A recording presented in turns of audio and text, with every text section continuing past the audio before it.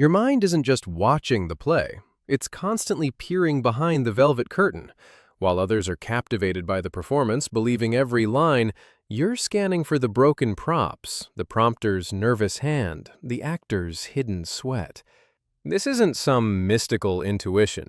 This is your brain operating as a relentless 24/7 data machine. An instant alert screams inside your head. Data error. This is a lie.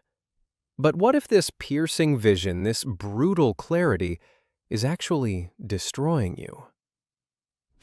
The forced smile. The tremor in their eye. You see it. That cold, hard truth beneath the performance, and it freezes you. A flicker of fear, a silent betrayal. It feels like the air just left the room. You wish you hadn't seen it. Wish you could unsee the lie. But it's there, burned into your mind. This constant, piercing clarity. So what if the very thing that makes you unique is slowly tearing you apart? Your mind isn't just watching the play, it's constantly peering behind the velvet curtain. While others are captivated by the performance, believing every line, you're scanning for the broken props, the prompter's nervous hand, the actor's hidden sweat. This isn't some mystical intuition or a spiritual gift. This is your brain operating as a relentless 24/7 data machine, automatically detecting every single technical error in human behavior. It's a high-speed processor constantly thin-slicing information, searching for the slightest incongruence between what is said and what is truly felt. Most people only hear the words, but your internal radar, it's exquisitely sensitive to the unspoken, the invisible, the non-verbal channel. You pick up on the micro-expressions, those fleeting facial movements that flash by in just a fraction of a second, revealing the real emotion someone is desperately trying to hide. Imagine your coworker leans in, eyes wide, saying, "I'm genuinely thrilled about your promotion." But your brain registers the almost imperceptible tremor in their lip, the smile that doesn't quite reach their eyes, a fleeting flicker of jealousy. An instant alert screams inside your head. Data error. The words and the body do not match. This is a lie. It happens in a flash, unconsciously, a taste bud reporting the truth. Like tasting a bowl of soup and knowing it's salty without needing to analyze it. Your tongue simply reports the truth. You just know. But the real terror isn't just seeing the lie. It's seeing the reason behind it. Your pattern recognition combines with an advanced theory of mind, allowing you to strip away the mask. You see the raw insecurity, the deep-seated fear, the silent wounds underneath. That boss who's screaming, veins throbbing in their neck? You don't just see anger. You see a terrified child, desperate to regain control, fearing their own inadequacy. The person who constantly brags, their voice booming with artificial confidence? You see a bottomless pit of insecurity, a soul desperately craving validation. You see the hidden motives, the silent battles, the desperate attempts to be seen or protected. It's a constant visceral X-ray into the human condition. You see through everyone, everywhere. This piercing vision feels like a superpower, an unparalleled advantage in understanding people, right? Yet this unique lens, this brutal clarity, comes with an unbearable weight. It's the constant burden of truths no one else comprehends, a quiet hum beneath your skin, pushing you into isolation, doubt, and soul-crushing emotional exhaustion. Your head feels heavy, your chest tight with unspoken knowledge. You can't just switch off your mind, can't simply choose blissful naivety to maintain normal relationships. The awareness of constant pretense, the subtle manipulations, the silent unspoken tensions, it all pushes you away from the crowd. Every social interaction becomes a potential minefield, a stage where everyone performs, and you are the only one who knows the script is a lie. You stand apart, carrying secrets that aren't even yours, seeing futures that haven't arrived, The silence around you isn't empty, it's filled with the echoes of what you know. This rare level of awareness presents a brutal crossroads. It will either slowly destroy you, eroding your peace of mind, your trust in the world, and your capacity for simple joy, leaving you cold and cynical. Or it will forge you into someone truly extraordinary, someone capable of navigating these hidden depths with profound wisdom and unwavering purpose. But before you can master it, before you can transform this curse into a gift, you must first understand the battleground. Because this ability, while powerful, inevitably pushes you into a series of exhausting psychological traps. Traps that transform your deepest insight into a source of profound suffering, making you question your own sanity and leaving you desperate for an escape. You are the modern-day Cassandra. Apollo gave her the gift of seeing the future, knowing the unvarnished truth. But with that gift came a cruel curse. No one would ever believe her. She screamed warnings of impending disaster, yet people dismissed her as crazy, negative, disruptive. Doesn't that sound familiar? You see the crash before it happens, the betrayal before it unfolds, the lie before it's spoken. And when you try to speak up, to warn, to simply articulate what's undeniable, you're met with blank stares, skepticism, sometimes outright hostility. Think about it. Human society is not built on radical transparency. It's constructed on a delicate architecture of polite fictions, shared narratives, and convenient masks. We need these masks to survive, to keep the workplace running smoothly, to maintain peace within families, to simply coexist without constant friction. Everyone silently agrees to take part in this intricate social performance. And then you show up. You're the one refusing to wear sunglasses, carrying a giant spotlight, shining it directly into the dim, moldy corners everyone else works so hard to keep hidden. How could you ever be seen as anything but a threat? Imagine a first date. They're polished, charming, a perfect performance. Non-stop talk of grand projects, luxury trips, an ideal partner straight from a dream. A normal brain might be swept away, falling into admiration, believing in fate, but not yours. Your radar has already scanned their entire psychological structure within 15 minutes. You see the overconfidence as overcompensation, a frantic attempt to fill an internal void. You notice their eyes constantly darting, checking for your reaction, proving this isn't natural. It's a meticulously crafted act. You recognize the rushed enthusiasm as a subtle manipulation script. When you later tell your friends, this person feels completely fake, they look at you like you're paranoid. You're too picky, they seem so nice. They only see the tip of the iceberg, gleaming above the surface.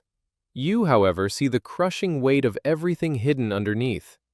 With no proof beyond your gut, your intuition, nobody believes you. You become the villain in your own story, the destroyer of potential happiness. But is it your fault for seeing the truth? The feeling of isolation intensifies. The air around you thickens with the unspoken. This becomes even more acute in the workplace or within your closest friend groups. When you possess this kind of insight, you accidentally strip others of their chance to comfortably play their assigned roles. A colleague constantly complains, positioning themselves as the victim of a cruel boss, seeking sympathy from the entire office. Everyone rushes to comfort them. But your sharp perception knows the truth. This coworker consistently misses deadlines, works irresponsibly, and uses tears as a calculated tool to manipulate public opinion. You don't comfort them. Sometimes, you might let slip one simple, brutal comment. Honestly, if you had managed your time better on this project, your boss probably wouldn't have said that. And boom, the entire mood shifts. Instantly, that coworker turns on you with a sharp, burning hatred. Why? In essence, it's a primal psychological defense. When the true nature a person is desperately trying to conceal gets exposed, they experience intense shame and humiliation. To protect a collapsing ego, their brain strikes back. They won't admit the truth. Instead, they project. They twist the narrative, transforming you into the antagonist. You become cold, arrogant, judgmental, completely lacking empathy.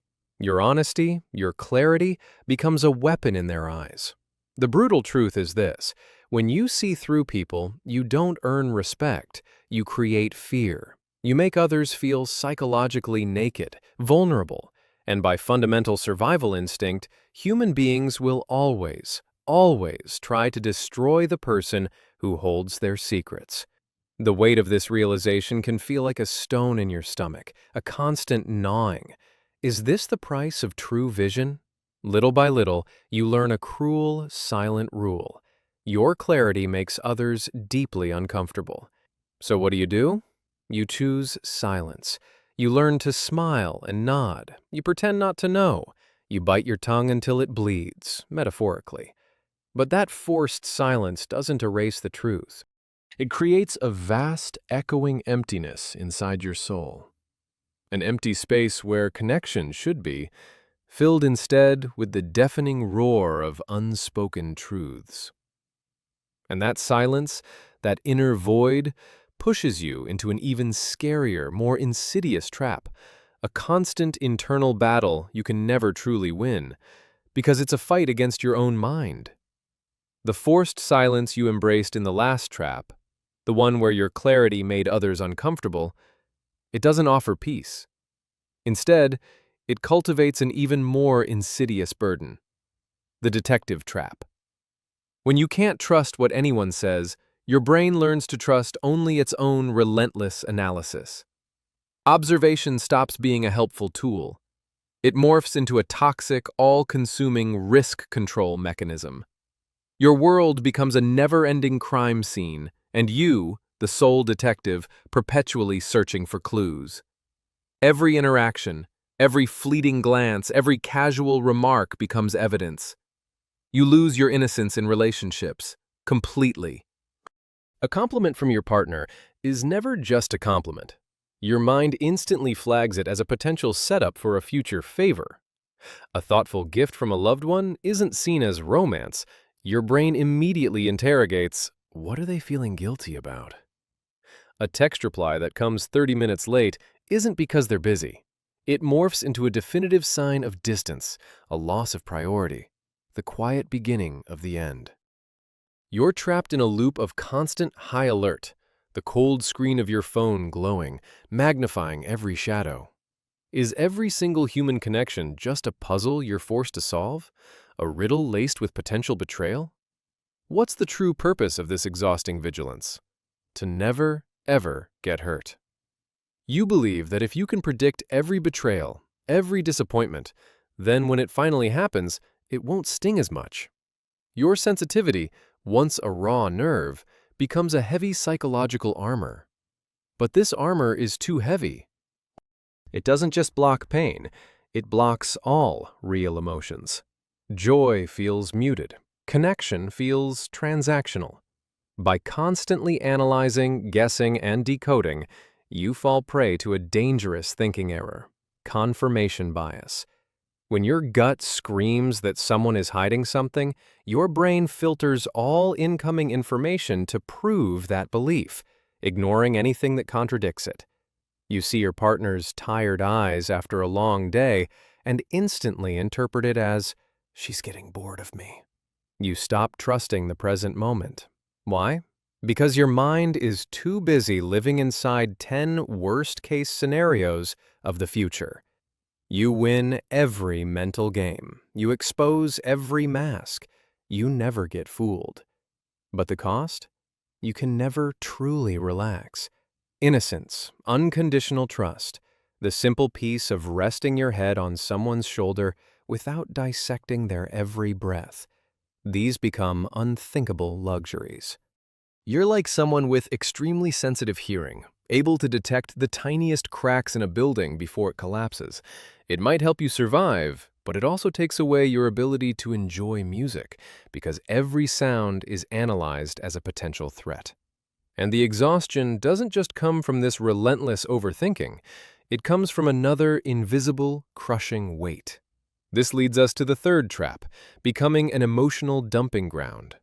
There's a very specific kind of loneliness that only people who see everything can understand.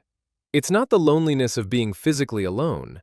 It's the profound isolation of standing in a crowded room, watching a quiet tragedy unfold right before your eyes, and being utterly unable to say a single word. You attend a close friend's wedding. Everyone is cheering, celebrating, tears of joy. But through the groom's fleeting glance at the bridesmaid, or the bride's forced smile, a thin veneer over her anxiety, you know this marriage is built on sand. You see the cracks, the eventual collapse, at the very moment of celebration. Yet you still raise your glass, wishing you a lifetime of happiness. It feels like knowing the Titanic is about to sink while standing in first class, watching everyone dance obliviously. You can't warn anyone. They wouldn't believe you, or you'd ruin the most important day of their lives. So, you stand there, a ghost in your own life, witnessing disasters you can't prevent, carrying secrets that aren't even yours. Or, you watch a kind coworker, again and again, being exploited by a manipulative boss. You see the deep exhaustion in their eyes, the slow draining of their spirit. But you also know this. If you step in, if you tell them the truth, they'll deny it. Because to survive, they're using denial as a protective shield, and you have no right to take that away. Holding all these unspoken truths, these hidden pains, slowly drains your own life energy. It creates a quiet, chronic heaviness, a persistent ache behind your ribs. Your mind becomes stuck, constantly caught between the poles of deep, aching empathy for those who are blind and bitter skepticism for the fake masks of the world. And the saddest part of this trap? Because you are so incredibly good at reading people, you understand others' needs before a single word is spoken. You instinctively know how to act in ways that please everyone, becoming a master diplomat, a silent healer. But in return, no one ever reads you. No one knows what you truly need. No one sees where you're hurting. People assume you're too strong, too smart, too perceptive to ever need protection or understanding yourself. The one who quietly heals the world becomes like a glass wall. You see through everyone, clearly, definitively, but when others look at you, they only see their own reflection, their own projections. They see strength, not the silent screams inside. You've seen everything, understood everything, felt everything, and yet you remain utterly, profoundly alone. How can a mind that cannot stop seeing the truth ever find peace? How can you escape this suffocating weight, this never-ending internal battle, when your very essence is to perceive? You've seen everything, understood everything, felt everything, and yet you remain utterly, profoundly alone, drowning in truths no one else perceives. How can a mind that cannot stop seeing find any peace? You cannot simply switch off this sensitivity. Trying to force yourself to think less is like asking someone with perfect 20/20 vision to pretend everything is blurry. It's impossible. The goal is not to see less. The goal is to fundamentally change how you respond to what you see. This kind of transformation requires building cognitive boundaries, practicing 3 survival principles that will turn your curse into your greatest strength. The first principle: strategic ignorance. This is the delicate art of knowing everything, but not reacting to everything. It's about clearly separating the raw truth from your personal responsibility to act on it. You see a coworker right now obviously sucking up to the boss, their words slick, their smile fake. That's the truth. But the real question is it your job to expose them? Will it directly affect your projects, your KPIs? If not, then treat it like a cloud passing across the sky. You see it's gray, but you don't need to fly up and try to push it away. Let go of the ego that demands you play the Lord of Truth. Your ability to see through things is a powerful tool for gathering information, helping you make safer decisions for yourself, like knowing not to collaborate with that fake person. It is not a weapon to judge or to clean up the entire world.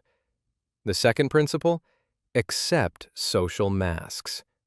Your suffering often comes from holding others to impossible standards of authenticity. You expect everyone to be real, to be transparent.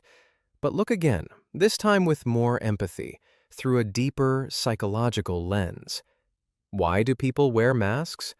It's almost never to purely deceive or harm you. Most people wear masks to hide their own raw wounds, their deep insecurity, their crippling fear of not being loved. That loud, bragging guy at the table, he's often just a scared boy craving validation. That friend who seems perpetually cold and arrogant, they're likely shaking inside, terrified of being betrayed yet again. Sometimes a lie is the only thing keeping them from falling apart. Once you truly understand this, the anger or disgust you feel toward fake behavior starts to dramatically fade. In its place comes radical acceptance. You see the mask, yes, but you don't rip it off. You simply smile, and you allow the other person to feel safe inside it. Is the greatest form of understanding about exposing someone's weakness or seeing it clearly and still choosing to treat them with kindness. The third principle: forgive the blind spots of the present. To escape that suffocating detective trap, you must consciously accept one profound risk. You must stop trying to constantly control the future. When your inner radar signals that a partner might be hiding something, you can acknowledge that flicker of intuition. You can store it in the back of your mind. But you cannot, you must not let it ruin this present moment. If your intuition tells you there's a 20% chance this relationship could end badly, you need to find the courage to accept that 20% and still choose to embrace and enjoy the 80% of joy that exists right now. Living fully, truly living, requires the courage to sometimes get hurt. You can see the thorns on a rose clearly, but if you keep analyzing how sharp each thorn is, how deeply it could pierce, you will never, ever smell the flower. Allow yourself, at times, to be intentionally blind so your mind can rest and your heart can beat like a normal person's. When you learn to let go like this, something almost magical happens. Your ability to observe doesn't disappear, it evolves. It transforms into something far greater, true wisdom. You are no longer a cold X-ray machine, constantly exposing every flaw, making others recoil. You become a quiet lighthouse. You still see all the hidden rocks, all the dangerous currents, all the approaching storms. But instead of panicking, instead of trying to control the uncontrollable, you calmly guide your ship and yourself through. This level of perception is a brutal gift, but it is also the most beautiful one you will ever receive if you finally learn how to master it. If you see yourself in this, if you have always noticed what others miss, remember this: you're not alone. So, among these three psychological traps we explored, which one do you fall into the most? And more importantly, are you ready to commit to practicing these three principles to finally protect your powerful, perceptive mind?